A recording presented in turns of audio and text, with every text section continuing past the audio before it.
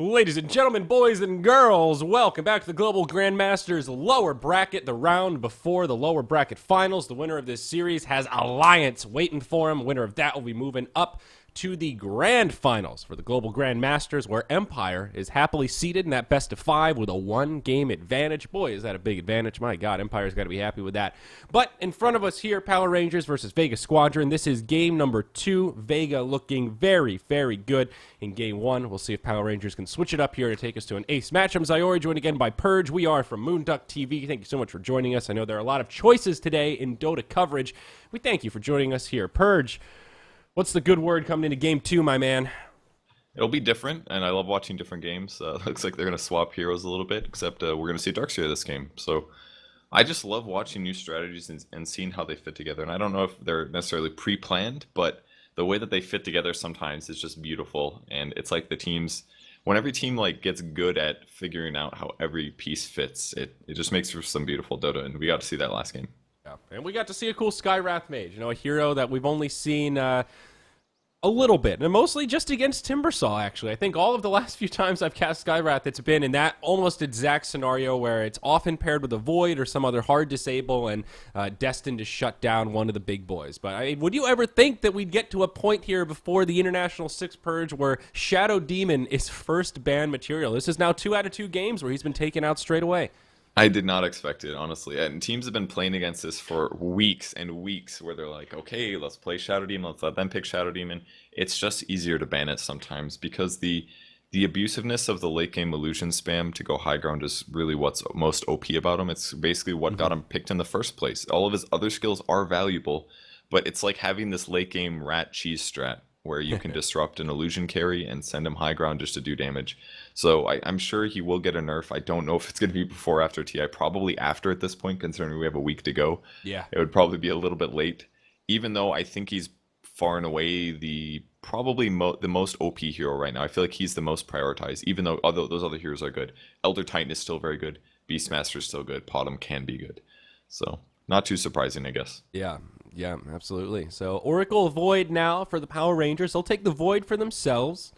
Nothing too wild here. Vega thinking about what they want to do with this Darkseer. Darkseer is just a really safe first pick because it really could be just a casual Darkseer. It could be the beginning of a scary team fight kind of wombo combo draft. And right away, you have to think twice about what you want to put in that safe lane because Ion Shell will mess up quite a few heroes. After thinking about it, though, they settle on the Wisp. Yeah. All right. Now, normally Darkseer is a big issue to the safe lane, but if Oracle's still in the pool and your team likes playing it, it's not that bad. So they grab Oracle to play against it because the first skill, Fortune's End, it can just nuke the wave and break all the Ion Shells. So if Darkseer comes to the lane, he can easily get zoned by Oracle, may force him to jungle instead. So despite them having Darkseer, right off the bat, this doesn't look too bad for Power Rangers as long as they don't have to deal too much with Surge and Ion Shell cores in the mid game. Yeah. Interesting that PR opted to ban out the Disruptor here with their third. One of the better heroes against Wisp, and actually not bad against Darkseer either. Being able to lock him into that little kinetic field pen prevents the Surge from really being too effective. And they'll have the first third pick. So if they wanted the Disruptor, they could have grabbed it themselves. I see why they don't want to play against it, but I see why they don't want it either. I mean, they'd be very weak on Disable then. They would be on Chronosphere and then Disrupt ulti. It's like very long cooldown. And yeah, you can glimpse back one guy. But if your 2 supports are Oracle Disruptor and you get behind, you have the worst support pairing ever. There's no offensive potential outside of your ulti. If they get BKB and you're behind, then all you can do is Chronosphere. Like, it's just not worth it, in my opinion. And it would then, therefore, counterface his Void very easily. You could make sure he dies. Keeping Voids alive for a very long period of time can really help turn him into a carry. The IO pick for Vega Squadron is mostly as a result of Faceless Void being on the enemy team because you can use it as a pseudo swap. So that one's not too surprising either. But surely it'll be a melee hero core to combo with it because of Darkseer. That's my anticipation at least. Yeah, I think so as well. Wisp is Maybe also not a against comfort Void, pick for Vega. I mean, they're one of the teams that has always kind of kept Wisp as a little bit of a pocket strat that they would pull out from time to time. So definitely good against Void and also something that they do like to run to spice things up. They've banned out a couple of cores themselves, DP as well as the Timbersaw and PR, fourth banned out the Drow Ranger. So they are not going to fall victim to another Drow strat here in game number 2. And again, to reiterate, if Power Rangers lose this, they will be officially eliminated from Global Grandmasters after losing their 4th series. Well, I mean, they had a good run, you know. They did their best. They got the run of like it would have been. I'm actually very glad that they didn't end up winning the tournament. I would have felt really bad. Yeah, that would have been awkward. It's.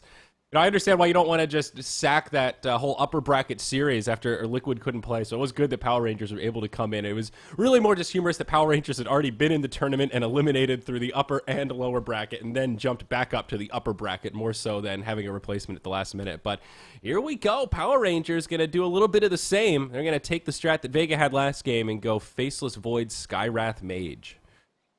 I like it. And again, good nuke damage from Oracle, but this time it actually counters Darkseer. So I don't know if they fully stole the strat from Vega here. Maybe this was theirs in the first place, but they're clearly running it immediately after losing to it. And I love the synergy. Magic damage amp between Skywrath Mage is going to help Faceless Void and Oracle. So it's a good opening. Now, time dilation is not nearly as good this game. It can be very good against IO actually. If he uses tether and then you can break his tether and use time dilation, man, that's effective because then IO is basically a worthless hero. He's not able to do what he wants to. Yeah. I mean, just having any kind of silence that Skywrath Mage brings to the table is good against Wisp and Darkseer. I guess you could say silence is good against most heroes, but those two in particular.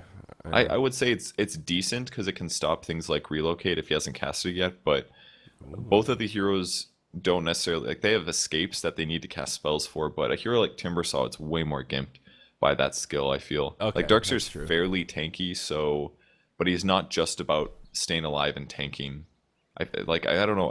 I'm maybe having trouble explaining why I feel that way. I think with Darkseer as well, it's like he can also put on Ion Shell, which is a lot of his damage before the silence comes out. Timbersaw can't really do the same thing. Once he gets silenced, he actually can't do anything but just run away. Yeah, that's absolutely it. Some other little dynamics there. And Timber doesn't buy as many defensive items usually, so if Darkseer, for example, gets a mech and then finishes up a pipe, a totally normal build for him, then Skywrath Mage easily becomes less effective. But Timber has so many other requirements. He'll need an armor item at some point. He might want a Yules. He might want another item. So this is a good solution against the Magic Burst strat here. Vega's like, they probably know how to counter their own strategies, which makes the whole Huskar pick here very good because Power Rangers is almost all in on magic damage right now. And Timber's banned. So they saw this coming. I like this a lot from Vega. Even before the Huskar came out, I think Dazzle is quite good against the Void Skywrath combo. It's a huge amount of burst damage, but if the Dazzle is outside of the Chrono, you've got Shallow Grave that can reset things. It kind of forces the Void now to catch the Dazzle and the Wisp in the Chrono alongside the core, or else one of the supports will be able to reset things a little bit. And of course, now the synergy with Huskar is quite obvious. You've got the Shallow Grave, but you also have a lot of sustainability. Now Huskar can really jump into a fight, kind of go hog wild, crazy attack speed will be buffed up from the Wisp, a lot of movement speed as well, and pretty much healing for ages, especially once Darkseer gets the mech, kind of like you were talking about. I think Power Rangers are going to have a lot of trouble dealing with this Huskar. With that said, though, if they can deal with the Io Dazzle backline, their other heroes can pick off Huskar. If he doesn't have a BKB, even though Ancient Seal isn't as much minus magic resistance as the Berserker's Blood offsets, Berserker's Blood is not what it used to be. It used to give you like infinite, basically, magic resistance, so you took 1 damage a nuke if you were very, very low. Yeah. But with Skywrath Mage's 3rd skill, I genuinely think they can nuke him down, especially with help from Oracle and maybe a little bit of disable from Batrider. If the other downside though is they can't stop him from attacking during this. They don't have any disarms. They have very few disables, so he's still going to be lifestealing through this fight. But Magic Amp can be a solution against Huskar now, where it wasn't in the past. Well, they do have. Well, yeah. Fate's Edict is a disarm, but not really the ideal spell to use. Yeah, then it stops try and kill the Huskar. Damage, yeah, that's a big deal. I still think of Berserker's Blood is at like 100% magic resistance, but it maxes out at 50%, and Skywrath at level 4 does 45% magic amp. So Ancient Seal actually does counteract it pretty effectively. A lot of it. It doesn't work out to be exactly that. The Ancient Seal will probably reduce to something like 33, 35, 40, somewhere in there. Yeah. Once you do all the math equations, but that's a huge chunk of what Huskar is resisting. So it might make it like he just has a cloak, basically. And that's at low percentages. At high percentages, he has much less than 50% magic resistance. So it can work, but I'm more worried about their lack of disables right now than anything else. And Terrorblade can be a solution to Huskar. but I'm not sold on it. I really feel like the Huskar pick here, and then now the Slardar kind of covered all of Vega's bases. Yeah, Vega was definitely lacking on some stun control, and now they've got the spammable mini Ravage is, wow, load in. That's like the fastest load in I think we've had this tournament so far. My God, that was incredible. Yeah, I really like this Vega draft purge. If I had to pick one, I think they've got the edge here. Not just because they won game number 1. It just seems like these heroes really fit together well, and they have a fairly straightforward game plan of what they want to do around this Huskar. For PR, they can win this game, but a lot of things need to go right. I think for execution, they definitely have the disadvantage. It's going to be way harder to find those perfect chronos and set up those kills. Yep. Ad break? Well, we already kind of missed it. I think we all right. just go about it. Usually there's about it for once. A little more of a window. About it and you cover it, but yeah. No, that's all right. We'll skip it. We'll give you guys a freebie this time. Fanobet.com. There's the ad break. Get on all these live ads, guys. Global Grandmasters. You're watching all the action here. Don't want to miss the game. Darkseer is going to be aiming for the jungle, of course. Iron Talon for him. He just can't lane this game. Oh, you know, one bad thing about the Slardar pick on Vega's side is he's very countered by time dilation if he gets hit by it. And he usually does because he's usually in first. But Slardar's usefulness is reinitiating every 8 seconds and landing a new Slardar crush, and time dilation really hurts that ability. Yeah, they will put the Slardar in the safe lane, it looks like, and those put Huskar mid with a couple of supports nearby. Seoma the Probably Slayer. the Wisp. I like that choice. It gives him 2 right clicks. It'll offset a lot of Huskar's level 1, level 2 laning problems where he doesn't really do that much damage with Burning Spears just yet. Yeah. I really like this Dazzle set. This is one of the... Me too. It was the ultra rare from Immortal 1? I was looking at it in the shop, and every time I was like, oh, that's okay. I actually play Dazzle, but I don't like that set. But I'm looking at it now. I love the icon change. The mask looks really cool. I might have to get this. Yeah, my problem with Dazzle now is I have too many cool Dazzle items. I have the Dazzleator, I've got the Pipe of Dezen, and oh, you have the pipe. Okay. Yeah, I really like this hood though. I think this is one of the coolest Dazzle hoods that they've come out with so far. Yeah, I would definitely agree. The color palette definitely changes here, but yeah, Dazzle doing a smart thing here. You got to block the range creep a little bit in hopes that you end up killing their melees instead. But Cheshire Cat did a great job there, blocking his melees to make sure that the range ended up dying first. So that wave will push. They're gonna have to end up pulling to offset this. So they will just completely sack the offlane. They'll leave the Wisp mid, and they are taking a lot of harassment here. It's a Bat Rider Skywrath combo, and if there was ever a lane where you want to pick up a magic wand, I think this is it. Solo has one already. No one hasn't picked one up yet, but it's just non-stop spam here between the Sticky and the Arcane Bolts. It's pretty dangerous, too. I mean, Huskar's already got Windlace, so he's running really fast. So with Tether on top of that, he runs even faster. And then the IO can just tether both of them and heal them both for whatever that is, 150 HP every time that he uses his wand. It's quite a good combo, actually, the IO Huskar mid. Yeah. Yep, a lot of potential there. And Darkseer, as we were talking about, Ion Shell, Iron Talon, he's going to be happy just working the jungle. How fast can Darkseer farm in the jungle? Like we know the timing with the Beastmaster, he can keep up with mid. How far behind is he that mark? Like in a 1v1 mid matchup, can he kind of keep up, or is he still a little bit behind? I'm not completely sure. I've never really jungled Darkseer since the magic resistance changes. I mean, it's definitely worse than it used to be, but it's still not bad, I don't think. Oh, there's an 8 stack on Huskar. He's just going to die here unless he kills him. Yep, it's going to be close. Huskar going down low. Oh, my. Solo now in a lot of trouble. J4 wants to chase this down. He does survive compliments of the stick. And J4 actually taking tower shots. He's going to go in. He tethers across. Nice. Solo almost does it. He does at least force J4 to suicide to get the kill. So it's a 2-for-2 mid. The first blood was actually the Dazzle down bottom as we were watching that. Cheshire Cat fell first. Seoma the Slayer got that bonus gold. That should not be happening. Yeah. Wait. Who died first? Cheshire Cat or the Dazzle? Void. No, the Void died. Okay. Dazzle got the kill. And then there was the 2-for-2 mid. Dazzle dying there would have been obscene. Yeah. Either way, great plays mid, but that's basically Huskar being way too overconfident. If he was playing in a 1v1, he never would have died there, but he just thought that he was invincible. But an 8 stack of Napalm, there's no saving you there. Yeah. It's just not going to happen. Yeah, the auto attacks from the Bat Rider at that point are super scary. Lane's looking pretty good for Vega, though, despite that. Mid lane, they are farming really well. Bat Rider's harassing a lot, but he's only got 1 last hit here, Purge.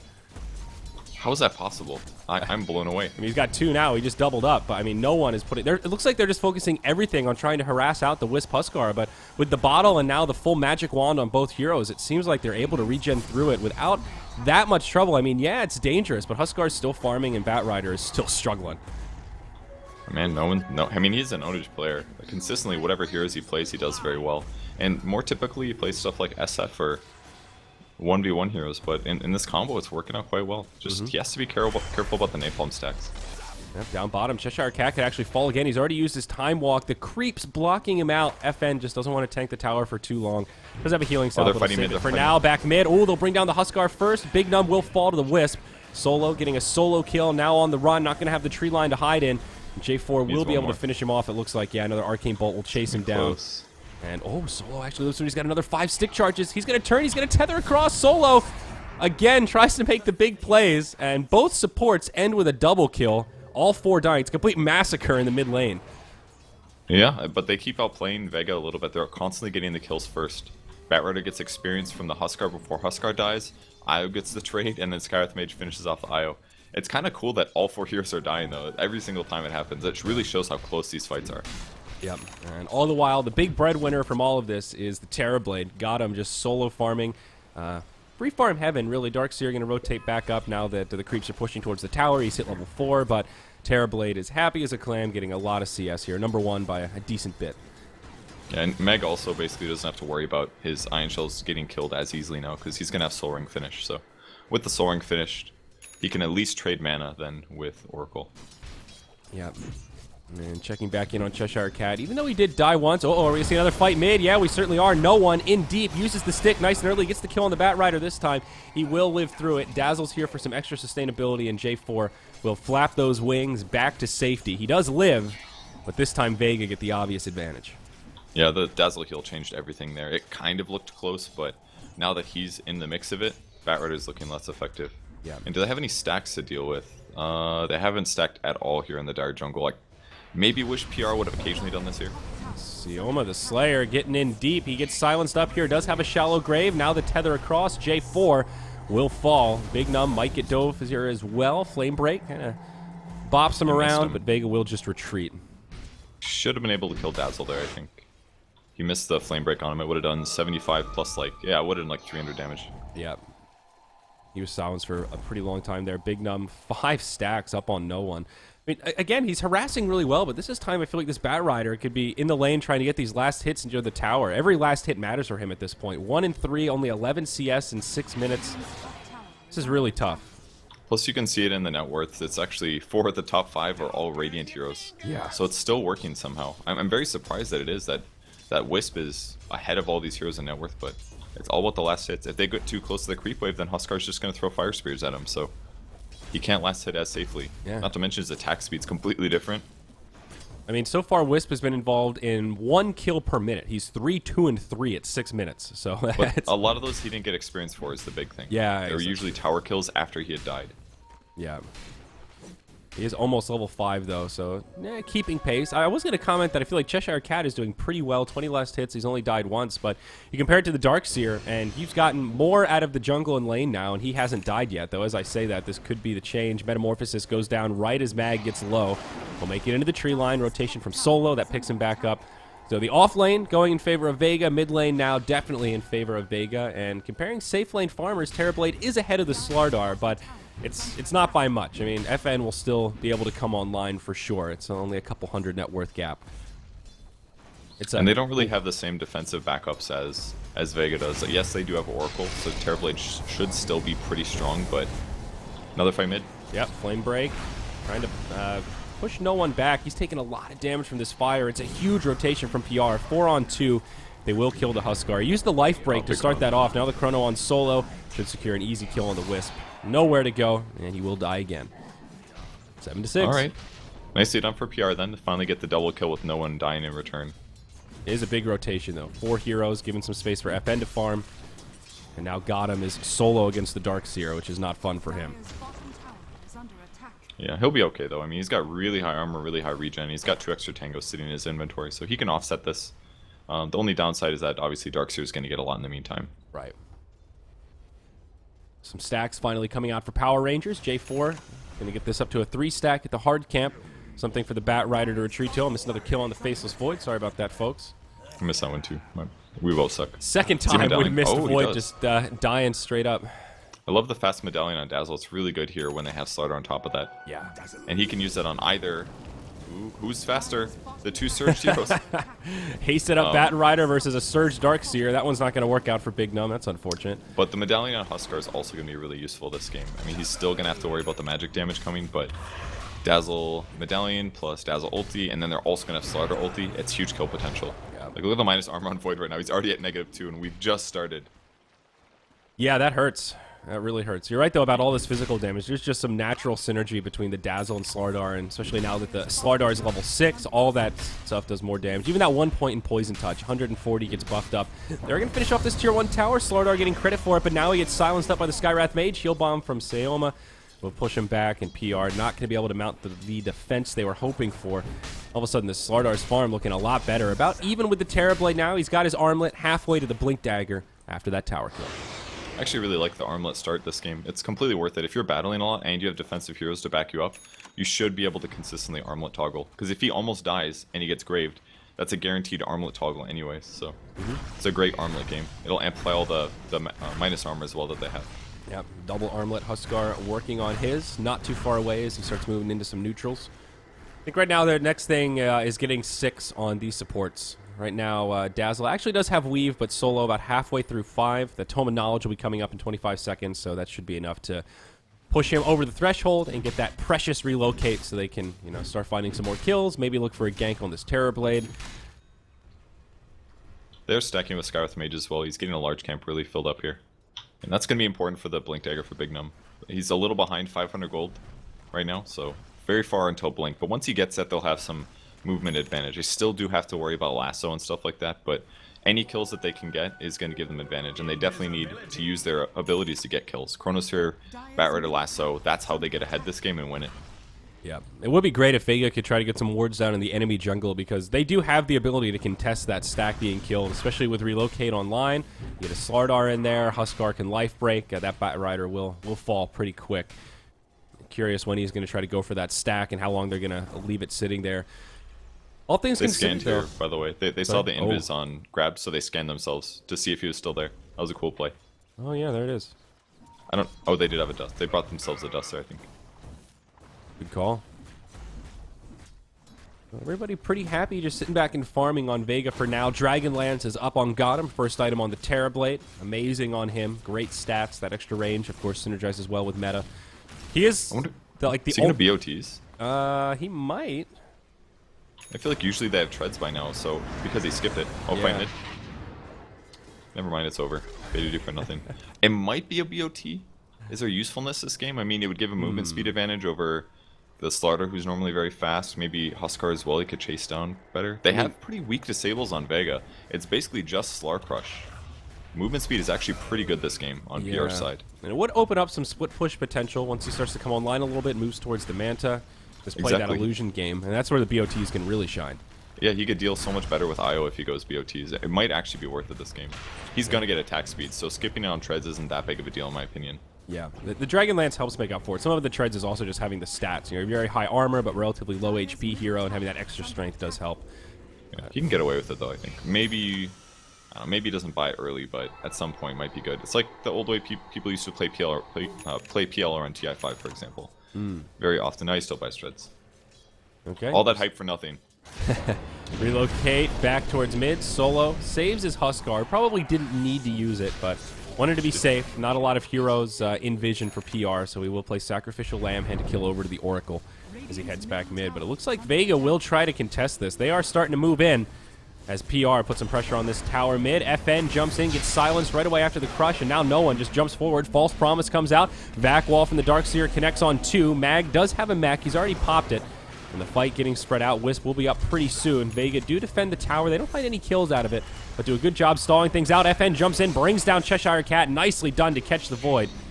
No Chrono available there, and he will be the first casualty of this back and forth. It was a really nice counter initiation by FN. Well, not counter, but re-initiation. Oh, he's not done yet? Yeah, they're going to go in on to got him. The amp damage comes out. He's taking huge damage here. FN will get credit for that after the life break from no one brings him low. And the typically tanky Terrorblade falls in the blink of an eye. Did he guess on that one? Like, he just blinked past the tower to look for a kill there? I wasn't looking at vision, but yeah, it is nighttime, so with the tower, like, you maybe about here, I think it was just a good blind blink. He might have had amp damage on him, but I wasn't 100%. But Slardar absolutely won that fight for them. Like, both of his initiations. Initiate, stun, force him to use some spells, then get out again, and then reinitiate again. He did that 3 times total, which is exactly how you need to play Slardar, and it got them kills every time. And he also held the sprint, of course, until he was ready to run. If you use it as you initiate, it puts you in a much worse place. It's like giving the other team a free Orchid buff, kind of. Roche falls. The other thing that was super good was just Ion Shell in that fight, because it's such a good nuke early on. It's like it's like every single one of your heroes is an Ember Spirit in terms of damage early game. Better than that. It's like 90 damage versus Embers. I think he does like 60 or something. I was going to say maxes out at 80. I thought it was 20-20-20, but I might be mistaken. No, I think it's like more of a early heavy. It starts early and scales up a little bit over time. It's mostly about the damage blocks. It's not linear scaling. All right, that's an interesting analogy though. Ion Shell sort of turns like the Huskar into a scarier Ember Spirit. I like that. Well, now an Aegis in the inventory of no one. It was a nice easy Roche for Vega.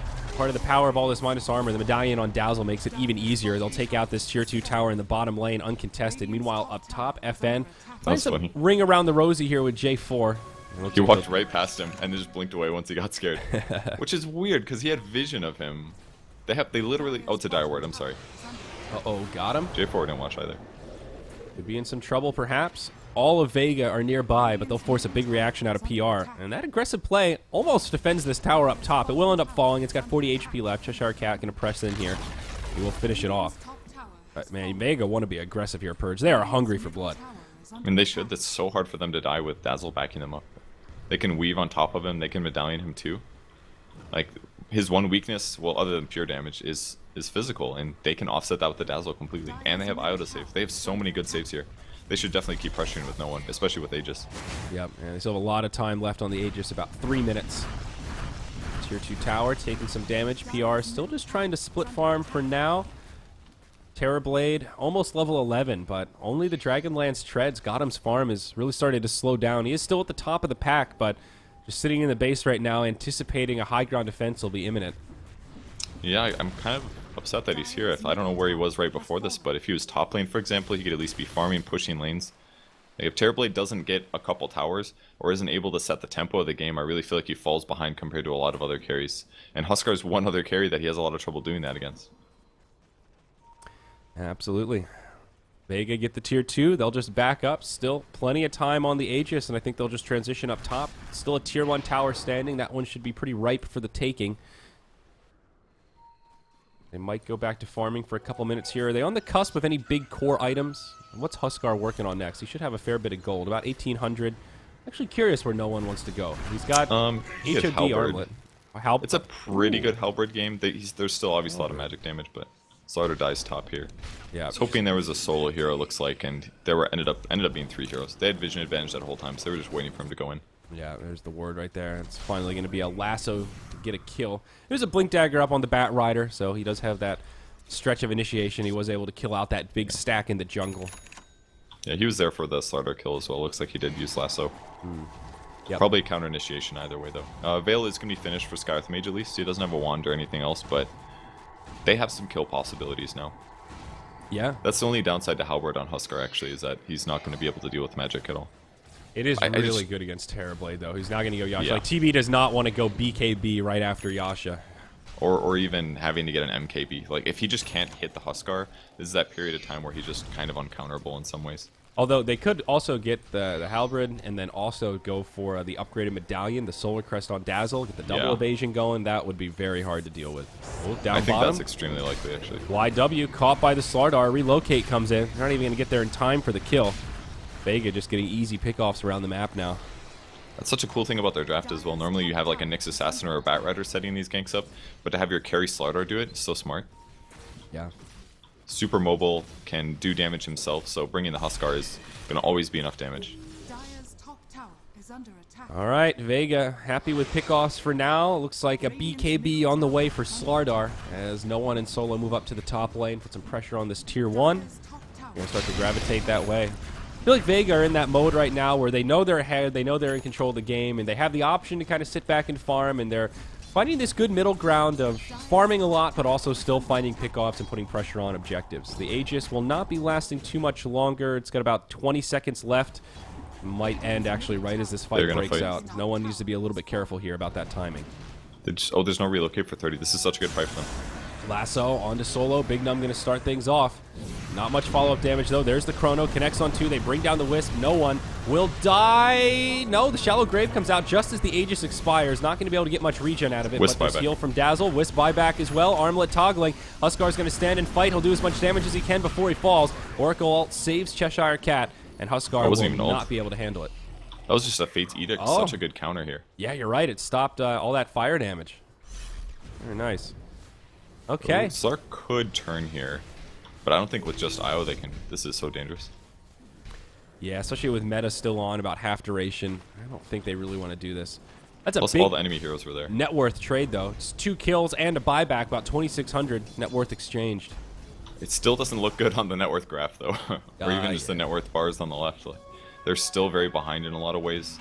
Like their one carry as well is just Terrorblade. That's the only carry potential they have. Void had kind of a bad time in the off lane, so he's not going to be putting out anything. And they haven't really been getting that many kills with their magic nukes as well, just because Vega did the early 5-man, and you kind of need them to be spread out for those kills to work. Now, Vega falter there, but they still have plenty of options. Looks like the 5-man will continue now in the bottom lane. They could always just farm the map, wait out next Roche, and try and secure themselves another Aegis. Darkseer now, he picks up Put a Defiance. Looks like Pipe might be on the way to try and deal with the Skywrath, as well as all the magic damage coming out of the Bat Rider. Have you seen Huskar's KDA?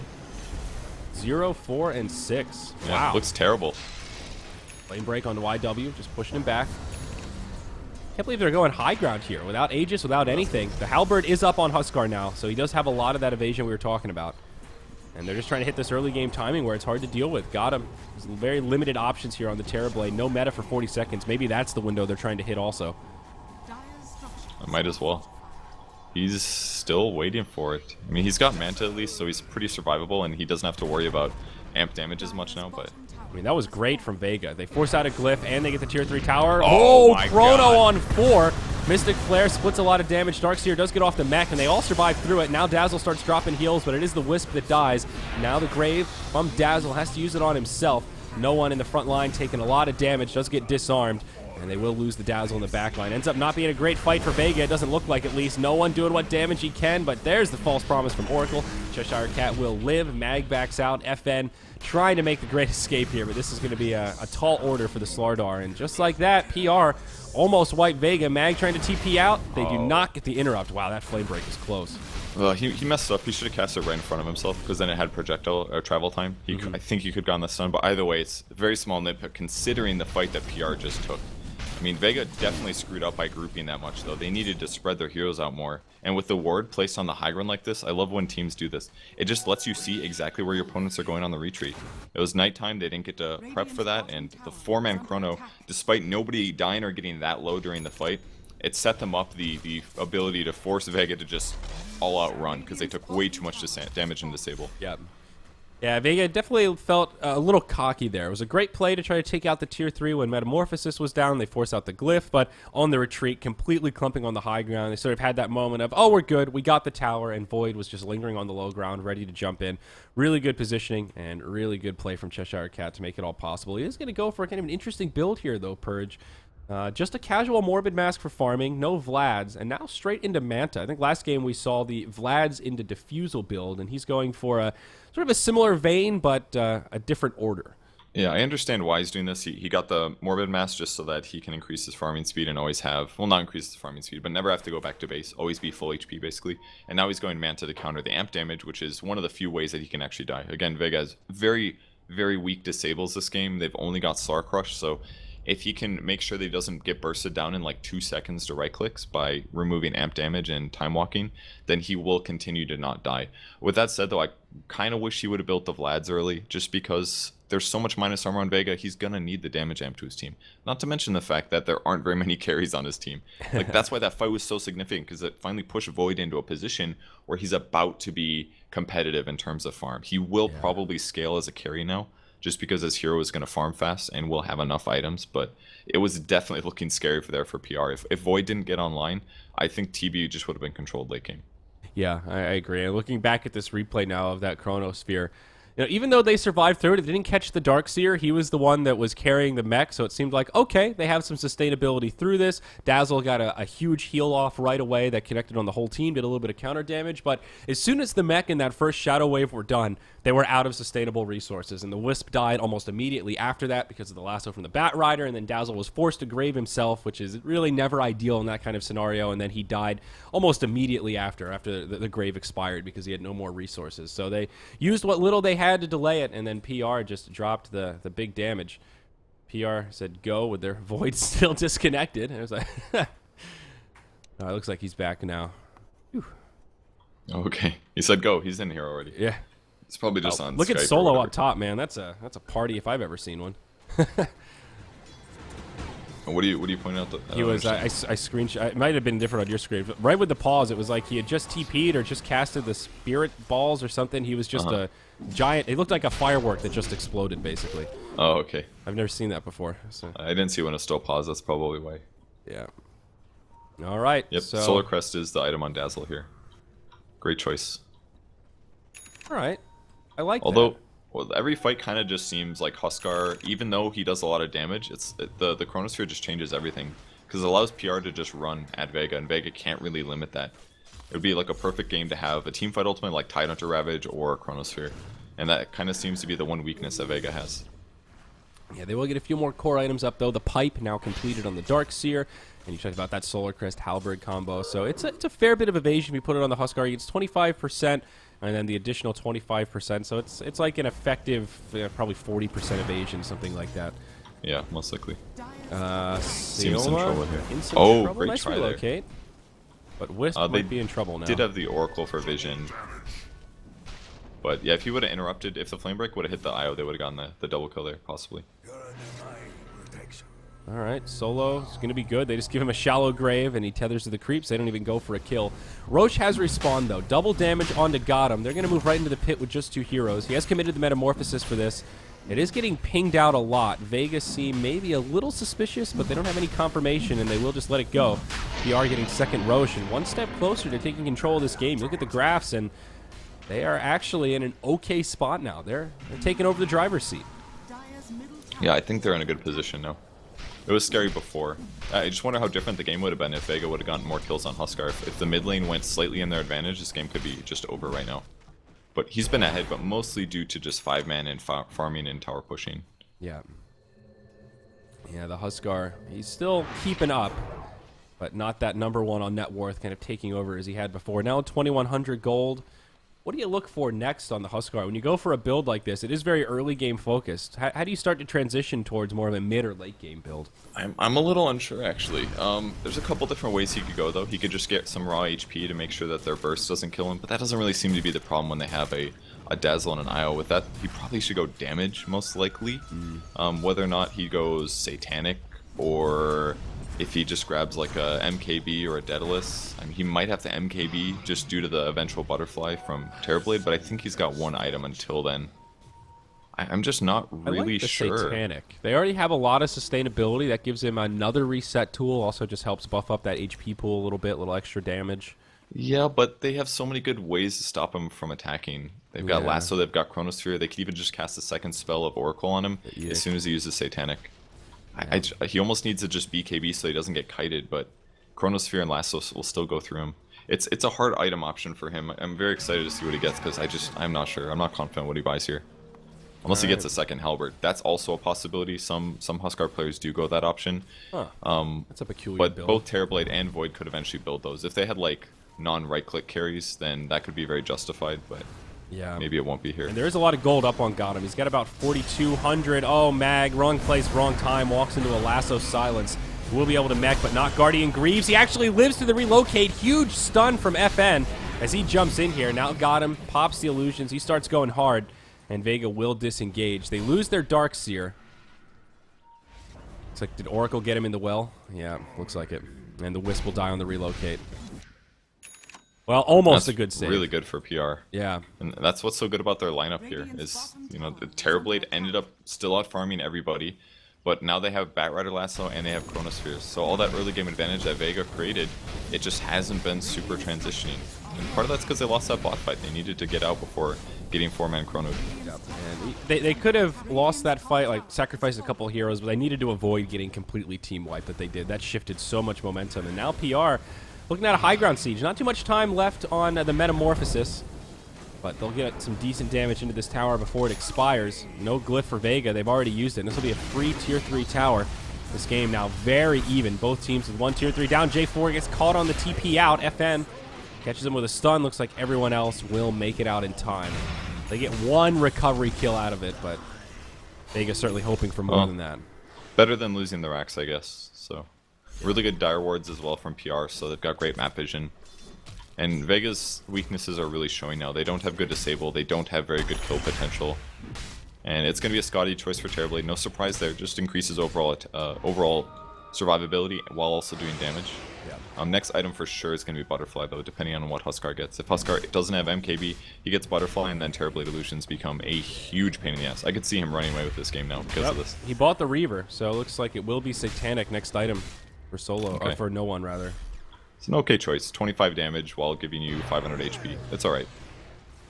He just might get chain stunned and lose despite having it.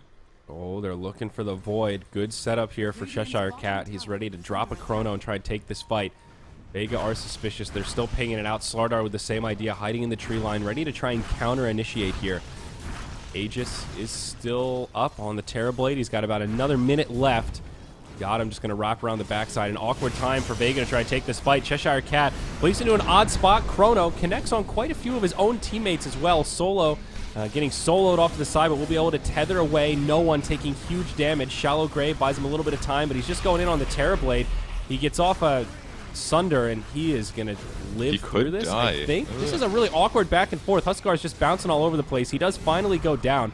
It's a 2-for-1. The Vega support line did a good job disengaging and staying alive, but in the end, they can't bring down this Terrorblade. And even if they did, he does have the Aegis anyway. FN tries to reinitiate, not going to connect on the Crush. Dazzle graves himself to try and make some more time. J4 taking some damage against the Darkseer. Got him, almost dies to the Dazzle, but still stays living, and Aegis just going to heal him right back up. A really strange fight. 2 for 3 goes slightly better for Vega than I thought it would, but in the end, not theirs to take. FN reinitiates. Maybe they get Cheshire Cat here. Time Walk regains some of that lost HP, and now got him. Just turns it on and obliterates. That's another Metamorphosis.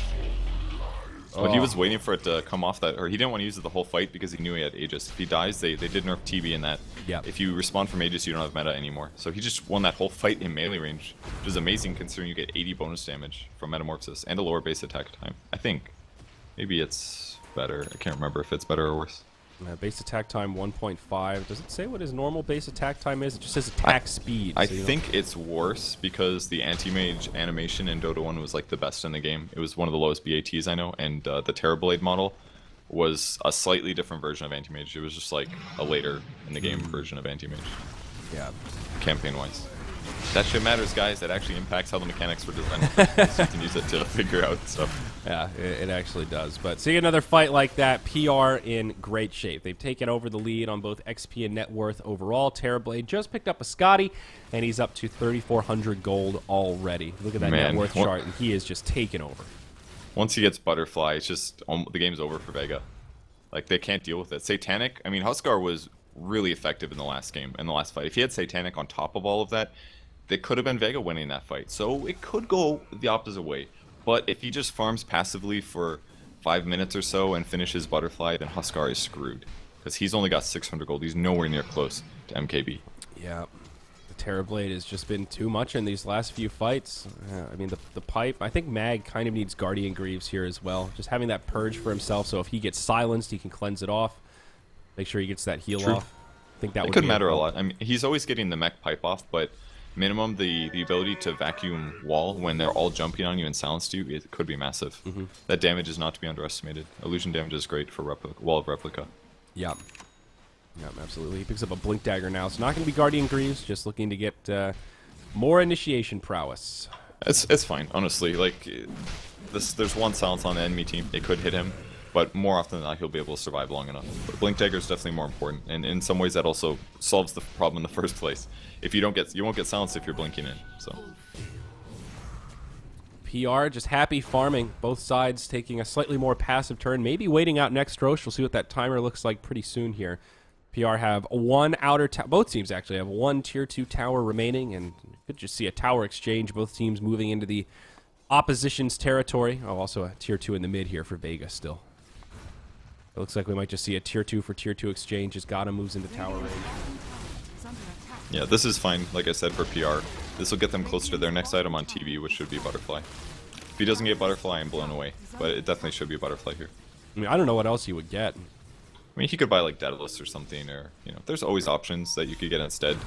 But Butterfly is easily the item here. Vega does not have good AoE abilities. That means they're not going to be able to clear the illusions easily. It'll give him bash avoidance for Slardar. It'll give him more armor. It'll give him evasion against the Huskar as well. Yep. Tier 2 tower up top, taking a lot of damage. Looks like PR will not come back to defend, just moving around in enemy territory. Clearing out the jungle, looking for opportunities to fight perhaps. Terrorblade finishes off the tier 2 mid, so it is 2 towers in exchange for 1. Now all of the outer towers have been killed, both teams with 1 tier 3 dead.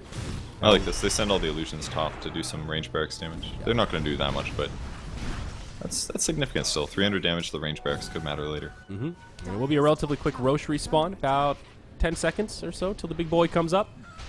It's like a 1 minute respawn or something. Pretty good. Yeah. Pretty fast. And there we go. Just a couple of seconds. So I think this Roche will definitely become the focal point of the match here. A lot of minus armor for Vega, so if they can sneak in, they can kill it very fast. But now the Butterfly's up on Gotham, and as we've talked about, there is not a great counter here. Huskar with 3k gold, still quite a ways away from that MKB. Now, both teams do have Solar Crest, so any Solar Crest advantage Vega has is also offset too. So, Solar Crest and Butterfly, he's not going to die. That's going to be like 50% evasion or something. Yeah. Put that on top of his 40 armor, which gives you 70% physical damage resistance. Means that they're doing 15% damage, including evasion. That is actually obscene. 40 armor. Oh my. At least the burning spheres, if they hit, will then obviously do magic damage. But BKB also on Bat Riders. We see a smoke now from Power Rangers rotating into enemy territory. Vega, kind of a precarious situation here. Both the supports are on the back line. Losing Dazzle or Wisp first is going to hurt Solo. Caught by the lasso. Not the start that they wanted. Grave comes out. That does reset for Solo a little bit. It's a nice back wall from the Darkseer, giving me huge frame drops here. The Chrono's a complete whiff. Oh no, Cheshire Cat throws it away, and now this fight could go the way of Vega. They've taken 2 already. Got him. Gets off Asunder, but he's been completely repelled. No one winning this man fight as now FN connects with a stun, and they will bring down the Terrorblade 4-0. You gotta look at the replay on that one. Always hard to see what's happening when you get the frame drops from a big Ion Shell vac wall like that, but I mean, Vega just completely cleaned it up. I'm so surprised that happened. Like, I can't believe it. That looks so good for PR. They swung from the backline, they initiated, but there's just never a Chronosphere from Void, and when it did come out, it wasn't even close to anybody. It was a complete... It didn't even hit his own teammates. Like, it just missed everything. I'm so confused. And it happened so close to the racks that they get a racks out of this. Possibly 2 barracks. Yep. May force TB buyback. Tier 3 and Huskar tower. got 5k gold, which means he can now get MKB. They lost their Butterfly advantage because that fight was so one-sided. Yeah, this is ridiculous. What a topsy-turvy game now. It was a 12k net worth lead for PR, and that's now mitigated to about a break even once this tier 3 tower in the mid goes down. Buyback from Terrorblade now used. He does have Metamorphosis, not available. It's down for 60 seconds. So he can fight, but it's not ideal. They're going to stay true to the course and try and focus on the barracks. No one will get disarmed. Lasso onto FN. They might have to back out. They're pinging the melee barracks. They just want to finish it off. Beautiful relocate. Saves the Slardar. They get the melee barracks after all. Cheshire Cat does not have a chrono for about 15. No one's still very survivable. Doing what he can here. Flame break in onto YW. That's a false promise, but he might be able to survive through it still. No one in so deep right now. Satanic on cooldown, but he hits a shallow grave. He's still alive. He's going hard on somebody. I don't know what the plan of attack is here, but he is just taking way too much damage. He's the sacrificial lamb. He pulls them deeper into their own base, and the rest of his team does make it out. So, nicely done. He does survive for a very long time. And they get the melee barracks they came for. Was the flame break pushed the Huskar close enough to get graved in the first place.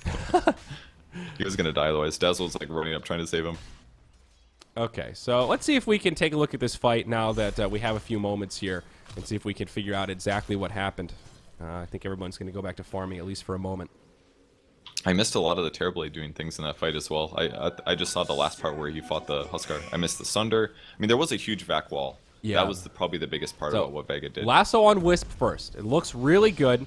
It's a shallow grave right away, and then it's just a huge vac wall from the Darkseer that helps reset. And the Chronosphere, like, almost catches the Huskar, but he flame breaks. I would have missed him anyway, but he does flame break away. It made it look like more of a whiff than it was, or life break rather. Sorry. It seemed like PR just got really spread out. It was like the Darkseer wall. It created the chaos factor where there were just so many illusions between him, the Terrorblade, and everyone else that it was just complete chaos. And it was like Power Rangers didn't know what to do. They stopped focusing on targets. Everybody spread out in a different direction. Void missed his ult, and then Terrorblade got completely isolated from the rest of his team. It sort of seemed like once the vac wall came out, some of them wanted to retreat and some of them wanted to keep fighting. And anytime you're running around not on the same page, that's pretty much what happens. All right, and there's the MKB finish for Huskar now. That's what he needed, and maybe the only reason that Terrorblade had trouble as well is because of all the evasion coming out of Vega, so he kind of has to get an MKB next for himself, but he's holding on Aegis instead. I'd rather have Aegis than MKB right now, but even still, it's a little scary here. Yeah, and while we were watching that replay, of course, Roche fell to the dire side. That's Aegis and Cheese. Cheese goes the way of the Faceless Void, and like Purge just said, that is an Aegis of the Immortal on the Terrorblade. So this game's still not over. If PR win a fight, they could cripple this Vega base. There are 0 buybacks available on either side. TB, the only one that has it on cooldown. Tier 3 tower gets evaporated. They didn't glyph either. Interesting.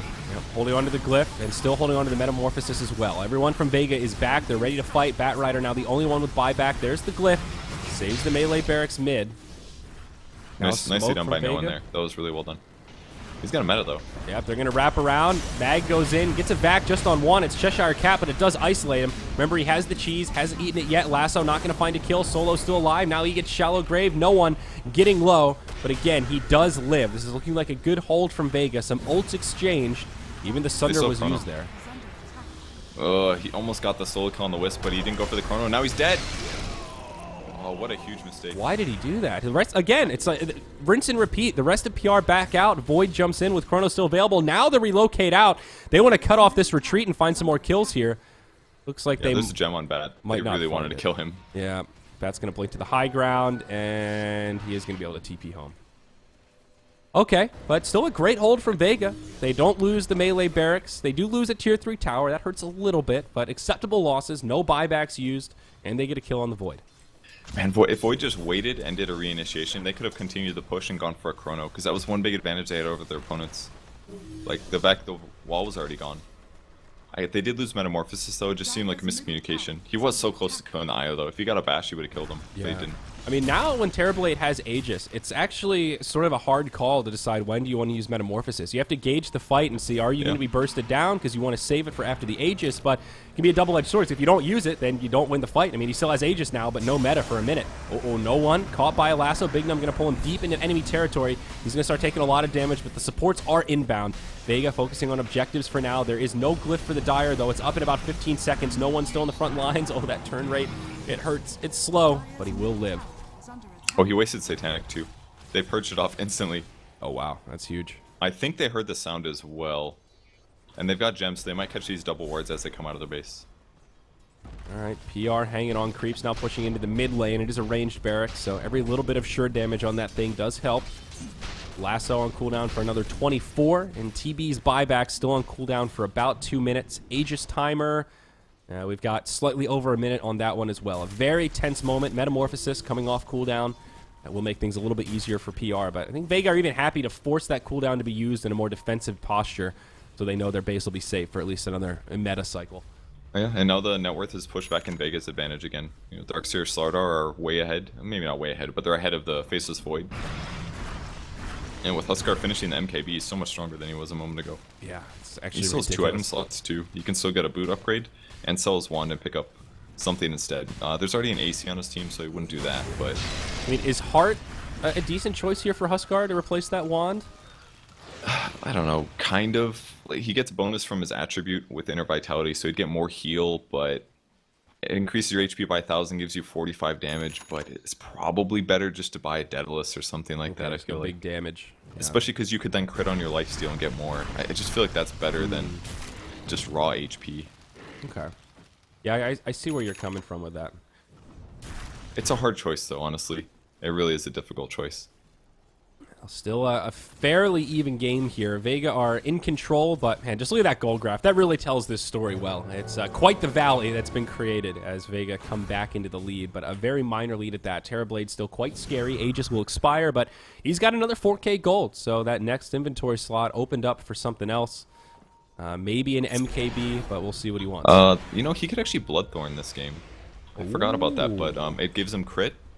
And the important thing is that when you use the active against a Huskar, it removes you get True Strike whenever you use it on somebody. And it'd be 5 out of 11 seconds. He doesn't have BKB. The only problem is that if he gets a BKB as his last item, then he's super hard countered. The Bloodthorn would be. It's an expensive item too. But it's an option. Definitely an option here. It's an option if he sees the Huskar commit to something else. Like if he sees no one, look towards a heart or something like that at this point, then you're pretty safe and it'll be hard for him to pivot right to a BKB. It'd be a good solution then, definitely. Does Terrorblade need a BKB this game? Nope, he's going to go MKB straight away. Okay, double Javelin, so we'll nix that. It's safe. Yep. And Makes it's good illusion damage set output. too. Yeah. Yeah, it's pretty good. Actually, with this much attack speed, with all these agility items, it's actually not bad. And mini bashes could force your opponents into mistakes where you cancel their animations and things like that. That stuff can swing a fight. It's actually really obnoxious. You don't think of the mini bash as that significant. Think of it more of the damage, but it's a huge shield. This is so bad. Oh he gets killed here. Smoke. He just got out too. Oh no, he is in so much trouble. He doesn't have a buyback. He just went all in. 90. That's game, dude. 90 seconds, no buyback. Oh my god, he almost lived too. The Batrider almost saved him there. He forced him. He manted to get off the damage, and then the Sunder didn't come out fast enough. What a heartbreaking way to end this game. Like, the MKB is the right item choice. He goes all in because he knows there's a fight brewing. They have to defend high ground. Actually, the worst time for him to die. So smart by Vega. Even if they didn't find a hero there's a chance they found a courier buying items, and that could also give them a gold advantage. Well, now it's just an easy siege from Vega. They'll put the Huskar on the high ground, everyone else on the low ground. And these are the last barracks standing. Still the ranged barracks mid. Big Num going to jump in. They'll try to do something aggressive. Cheshire Cat needs a big chrono. He catches FN. At least Slardar can't counter-initiate now, but there's just no follow-up damage. The TB is so much of their team fight. Just trying to buy time, prevent the Megas from coming out. Terrorblade up in 30. All four still alive on PR, but Cheshire Cat. Wow. Well, that changes. Man, Slardar just trucked him. Yeah, that was amp damage, AC, and I'm sure they used the Solar Crest as well. He just died instantly. It looked like an Echo Saber hit or something from the Slardar, how fast he died. They dive into the well. They'll finish off the Sky Wrath, and yeah, this will be the end of the game. PR going to get completely cleaned up. Huskar with all this evasion, just tanking the Fire Bush right now. And poor Power Rangers. A heartbreaking way to be eliminated for the second time from the Global Grandmasters. On the cusp of taking us to a Game 3, and well, it's not going to happen here. Got him. Will come back up. He gets off a Sunder this time. I might be able to get a kill on the Wisp. That would be cute, but nope. That's a shallow grave. And a Rampage for the Huskar to end the game. Vega doing it in style. He's just showing off now, just sitting there tanking that cute little fountain. Yeah, I really do love watching Vega play. I would have loved to see a third game, but PR had control of this game. They had a great team fight to put Vega behind when Vega was winning, and then they just weren't able to close it out. Just too many team fights that flopped. They needed that fight near the bot jungle, the Radiant jungle, to go well, and it completely went the opposite way for them, despite them having so many advantages on paper. Yeah. Maybe we can criticize Face's Void as well. I felt like he never really became a huge threat. He didn't land any good late game Chronospheres. Really, we never saw Chronosphere as much of anything late game. So it just limited his whole team's ability to win fights if you can't chrono. I want to take a moment here, sorry to interrupt, just to relive this final moment with Gotham where it looks like the Batrider's just about to save him. You can see the cast animation for Sunder about to go off right when he takes that last tick of damage. That was actually super close, and if he gets the Sunder off, maybe there's a chance his team can come in and turn the tide there and take a fight that's not just their Terrorblade getting destroyed to end the game. Oh, bittersweet. That was definitely the most sad part, but even before that, getting 2 racks off of a bad fight was really what put them in the position in the first place, despite them having some tower advantage going against enemy racks. So yeah, PR goes down for the second time. They fought really hard this game. I think they played very well, but they just didn't get as much value out of their heroes, and Vega outplayed them in many different ways, mostly tactically though. Yeah. All right, well, that is the end of our coverage today. A relatively quick series, 2-0 for Vega. They will move on to the next round tomorrow. It will be Vega versus Alliance, the lower bracket finals. And the winner of that goes up to the grand finals coming up on July 26th. And then I think we're done. Who's the other team? Global Grandmasters. Empire. Empire's already up there. Okay, and they have a one-game advantage going into the best of 5. That's actually not so common these days. Usually it's just pick advantage. Usually there's like a scheduling advantage. But Empire actually comes in with a full one-game victory ahead of their opponent. Somebody's been watching Smash Brothers, I guess. Most likely. It's pretty cool to see how it's interesting how Dota is very different in that way. The precedent was kind of set by TI in some ways, but I don't think it's too bad to give a one-game advantage. So either way, the last 3 teams remaining are all playing very, very well right now. So Vega, Alliance, and Empire. So lots of good games to follow, guys. Oh yeah. So tomorrow will be same place, same time, 16 CEST here on twitch.tv/Global Grandmasters. It'll be myself and Purge casting again. The day after that will be the finals, and that starts much later at 20 CET for that best of 5. These VODs going up on the Moonduck Twitch channel. I think game 1 is already processed. YouTube.com/moonducktv for all of the VODs. This game's going up right away. Thank you so much for joining us today, folks. Remember to check out fanobet.com. They do make this tournament possible, and we appreciate them supporting the local esports scene. We're done. We'll see you next time. Come back tomorrow for more Dota 2 action.